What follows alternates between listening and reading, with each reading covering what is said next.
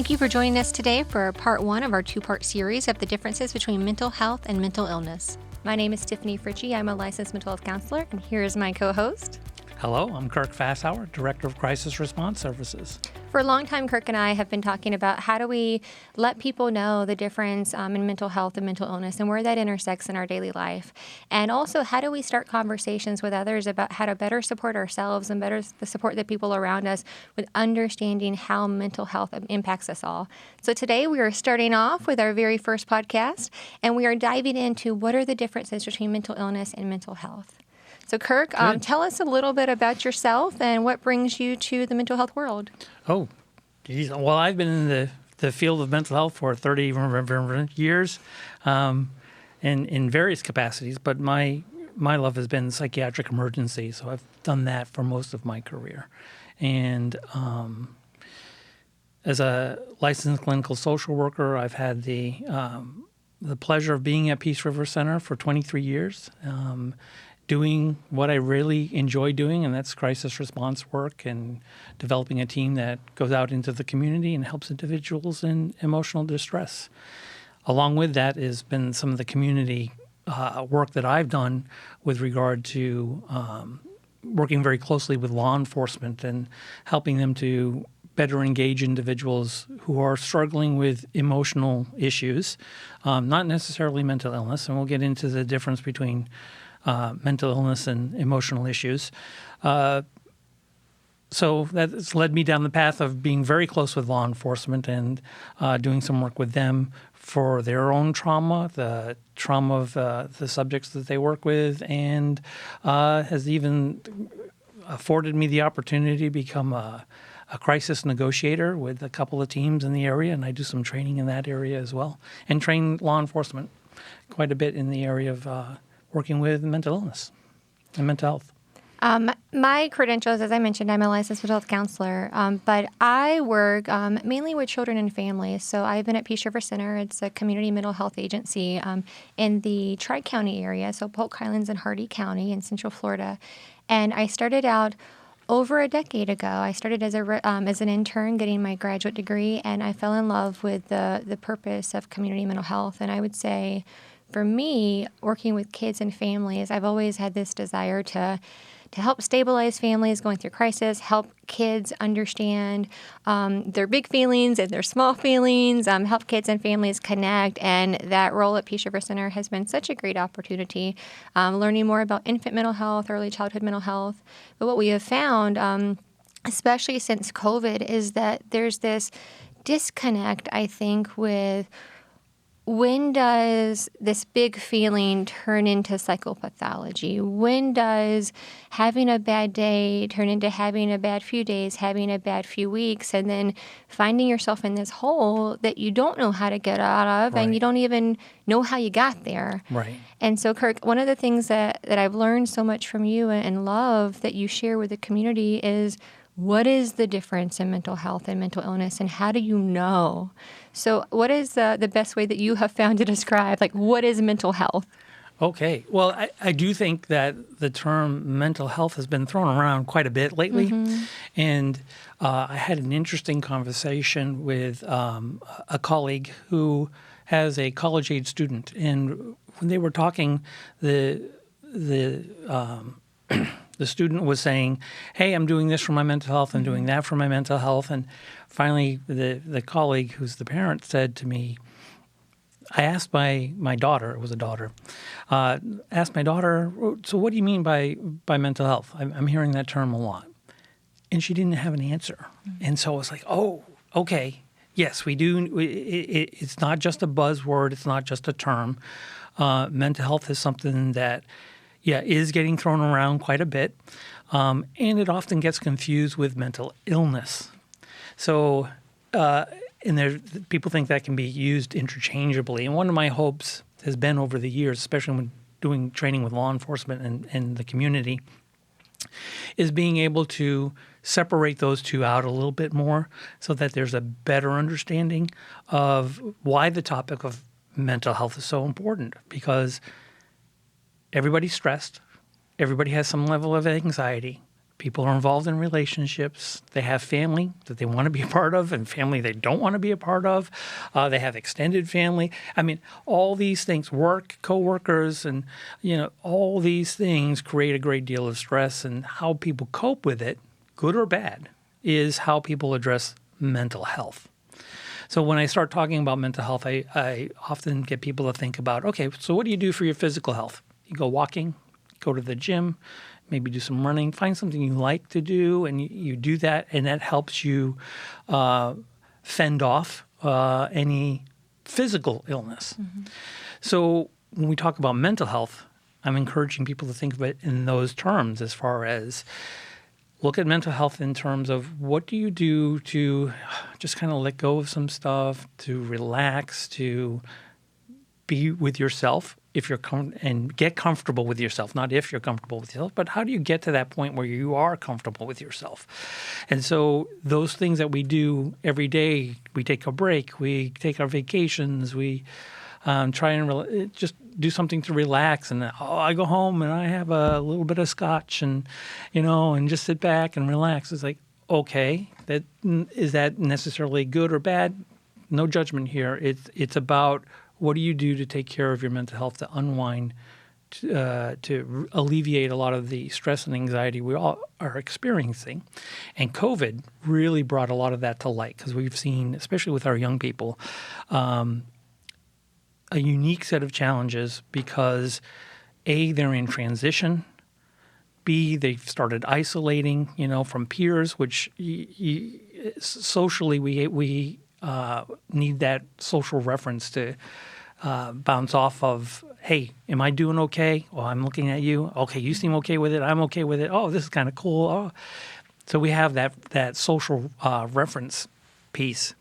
So when we talk about mental health, it's those things that you do every single day. You're not even consider it part of taking care of your mental health. That's very important. Right. And if you don't do those kinds of things, you feel out of sorts. So think about your daily routine. People have a daily routine. They get up, they do A, B, and C. And if something happens where A, B, and C gets interrupted, they feel a little off. Mm-hmm. They feel a little off. So those are the kinds of things when we talk about mental health. Is what do you do to readjust when things are a little bit off? I take an extra break. I'm not feeling so well today. Maybe I'll call in for work and just kind of sit for a while, read a book, go for a walk, relax, meditate. And these are things that we're all going to get into in our podcast over time, is how to do some of these things so that people have, some nice tools. But when we start to isolate and we got changes going on, like classrooms are now here, mm-hmm. That virtual window, and that's change creates a whole new stress. Learning a new skill creates a whole different kinds of stress.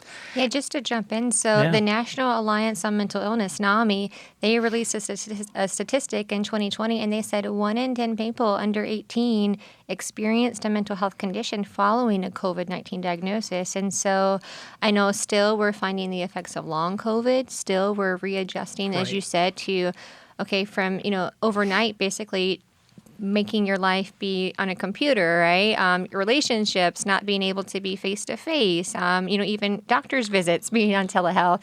And then now we're kind of coming into a new normal. That ripple effect can be long-lasting sometimes. And people think, well, we're back to normal. We're not. It's a new normal.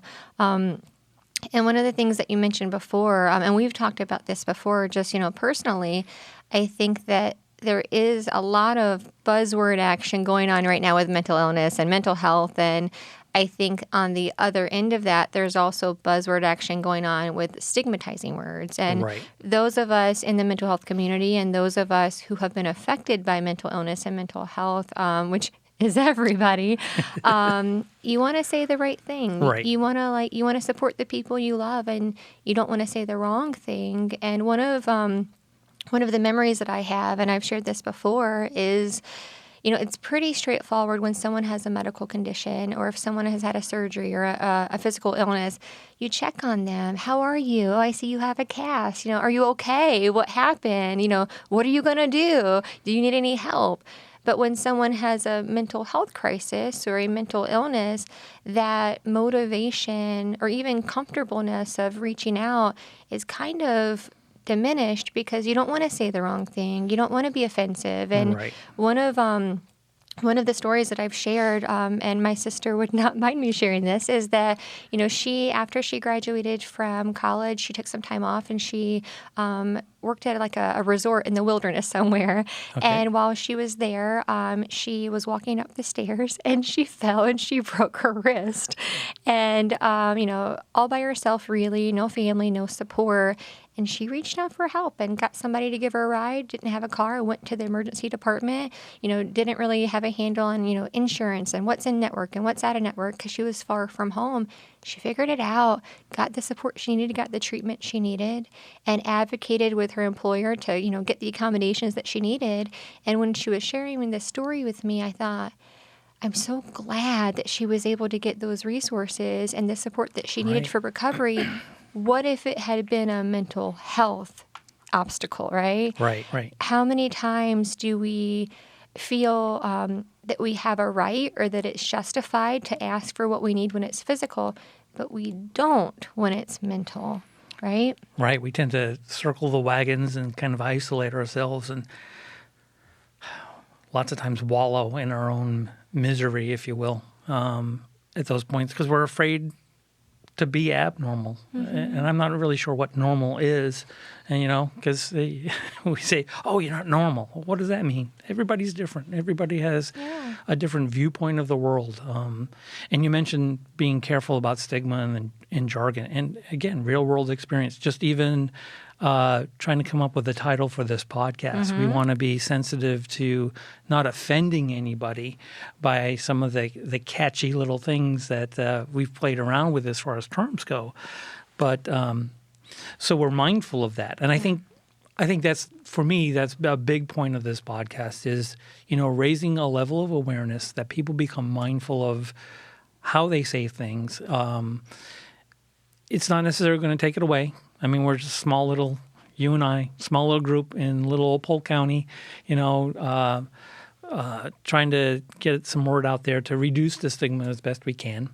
One of the exercises that I do in training is before we even begin, I have people, what are the terms we use to show all the terms we use, because there's often a 3-column list on all the terms not all good for individuals with mental illness. And then I say, so what do we call people with heart disease? What about people with diabetes? What about people with cancer? And there's a lot of fun, laughing and giggling going on as we're going through one list. But when we get to those other lists, you could feel the brakes come on and people really are starting to think about the terms they use. And it's important.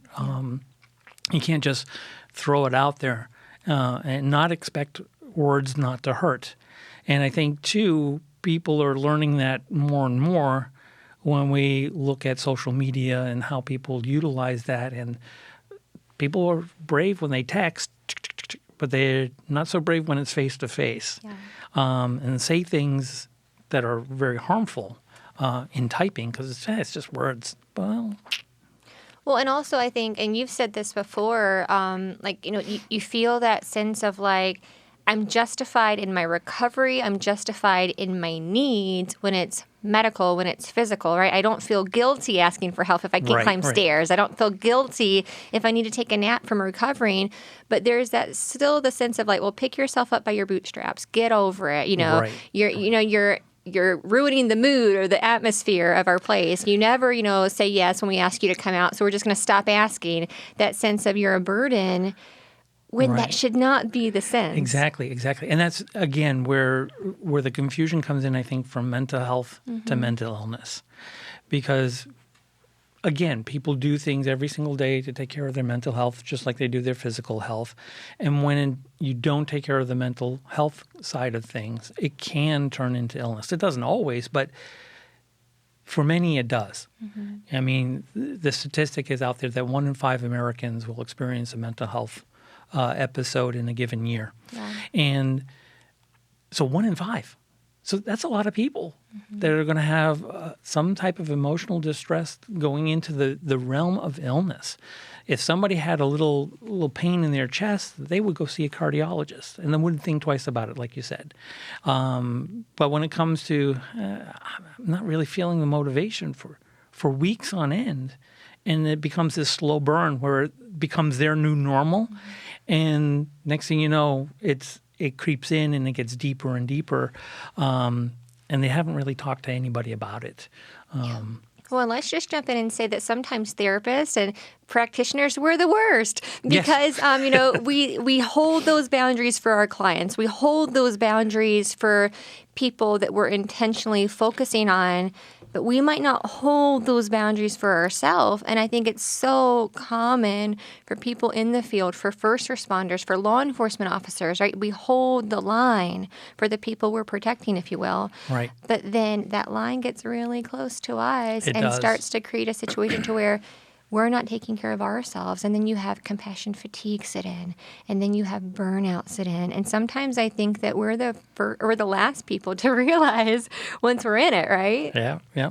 Well, there are many that get into our profession to not address their own issues. They're comfortable addressing somebody else's issues, but then looking at themselves becomes the challenge. Yeah. It's scary.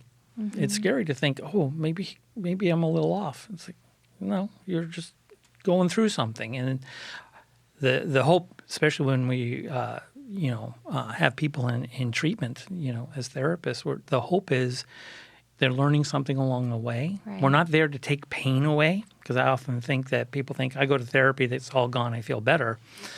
Well, hopefully they do feel better, but it's not all going to be gone. It's there. It's part of their experience, part of the human condition of having struggled through something, but coming out the other side, learning something, Right. Hopefully for growth. Sure. And like to, circle back to the mental health versus the physical health, you might have a scar. You might have a reminder of what you've gone through, but it's a testimony of what you've gone through and what you've survived. Right. That recovery journey is different for every person. And I think recovery is so much easier when you let people help you walk through it. One of my hopes for this podcast is kind of encouraging and equipping people to understand, well, how can you help? What can you do? First of all, to identify and to monitor yourself, right? To give yourself the supports that you need, but also to help the people around you. One of the things that I think about is, I'm Southern, right?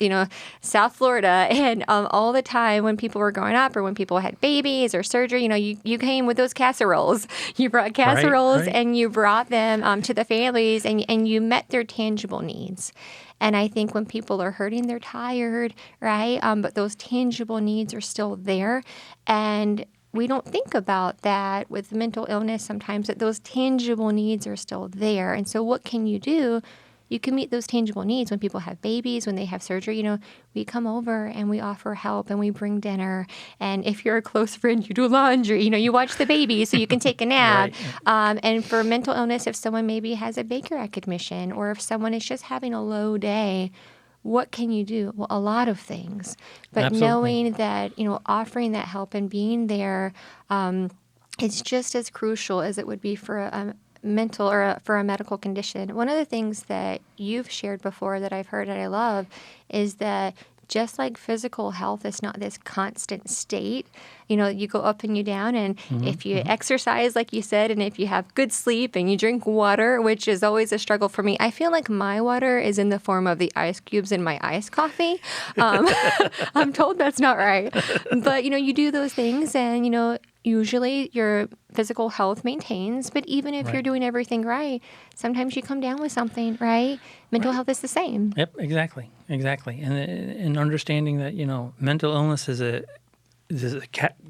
list of symptoms that a professional or a licensed individual is able to help kind of explore that with you. You take a look at that list and you go, this is what I think I got, and you try different things, sometimes medication, sometimes not. It all depends. Well, thank you for joining us today. If you enjoyed our show, please like and subscribe. If you or somebody you know is struggling with a mental illness or any type of issues that they wish to talk about, Locally, you can call our number, 863-519-3744, or nationally, you can call 988. Thank you.